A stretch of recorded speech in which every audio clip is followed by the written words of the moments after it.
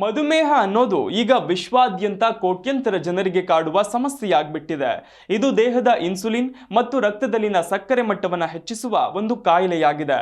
ಈ ಆರೋಗ್ಯ ಸಮಸ್ಯೆಯನ್ನ ಹೇಗೆ ನಿವಾರಿಸೋದು, ಶುಗರ್ ಕಂಟ್ರೋಲ್ ಮಾಡೋದು ಹೇಗೆ, ಇದಕ್ಕೆ ಮಾತ್ರೆಗಳ ಸಹಾಯ ಇಲ್ಲದೆ ಯಾವೆಲ್ಲ ಕ್ರಮ ತೆಗೆದುಕೊಳ್ಳಬಹುದು ಅಂತ ತಿಳಿಯೋಣ ಬನ್ನಿ.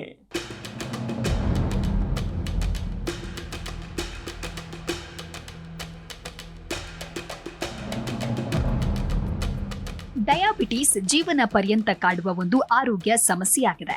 ನಮ್ಮ ಆಹಾರ ಕ್ರಮ ಹಾಗೂ ಜೀವನ ಶೈಲಿ ಆರೋಗ್ಯಕರವಾಗಿದ್ದಾಗ ಮಾತ್ರ ಸಮಸ್ಯೆಯನ್ನ ನಿಯಂತ್ರಣದಲ್ಲಿ ಇಡಬಹುದು. ಈ ಒಂದು ಆರೋಗ್ಯ ಸಮಸ್ಯೆಯನ್ನ ಹೇಗೆ ನಿವಾರಿಸೋದು, ಹೇಗೆ ಸಮತೋಲನದಲ್ಲಿ ಇಡುವುದು, ಇದಕ್ಕೆ ಮಾತ್ರೆಗಳ ಸಹಾಯ ಇಲ್ಲದೆ ಯಾವೆಲ್ಲ ಕ್ರಮ ಕೈಗೊಳ್ಳಬಹುದು ಅನ್ನೋದರ ಬಗ್ಗೆ ಮಧುಮೇಹ ತಜ್ಞರ ಸಲಹೆಗಳೇನು ಅನ್ನೋದನ್ನ ನೋಡೋಣ ಬನ್ನಿ.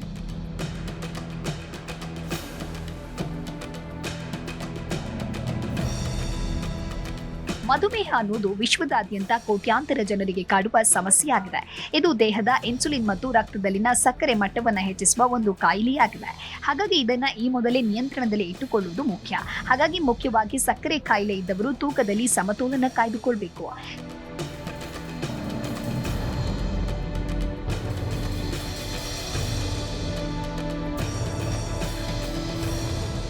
ತಜ್ಞರು ಹೇಳುವ ಪ್ರಕಾರ ಮಧುಮೇಹಿಗಳು ಕೆಲವು ಆಹಾರ ಕ್ರಮಗಳನ್ನು ಕಡ್ಡಾಯವಾಗಿ ಫಾಲೋ ಮಾಡಬೇಕು.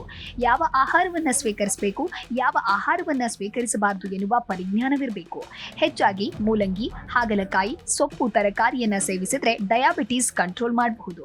ಕಡಿಮೆ ಗ್ಲೈಸಮಿಕ್ ಹೊಂದಿರುವ ಆಹಾರಗಳಾದ ಹಣ್ಣುಗಳು, ತರಕಾರಿಗಳು ಮತ್ತು ದ್ವಿದಳ ಧಾನ್ಯಗಳನ್ನು ಸೇವಿಸುವ ಅಭ್ಯಾಸ ಮಾಡಬಹುದು.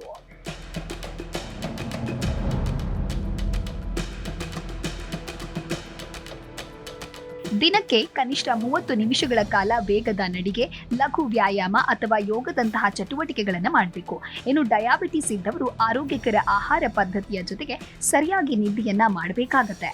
ದಿನದಲ್ಲಿ ಕನಿಷ್ಠ 7 ಗಂಟೆಗಳ ನಿದ್ದೆ ಅಗತ್ಯವಾಗಿ ಬೇಕು.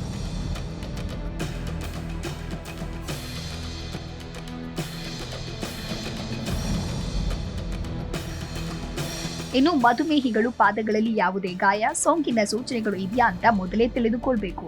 ಅದೇ ರೀತಿ ಕಾಲಕಾಲಕ್ಕೆ ನಿಯಮಿತವಾಗಿ ವೈದ್ಯರ ಬಳಿ ದೇಹದ ಆರೋಗ್ಯದ ಬಗ್ಗೆ ಪರೀಕ್ಷೆಯನ್ನ ಮಾಡಿಸಿಕೊಳ್ಳಿ ಎಂದು ವೈದ್ಯರು ಸಲಹೆ ನೀಡುತ್ತಾರೆ.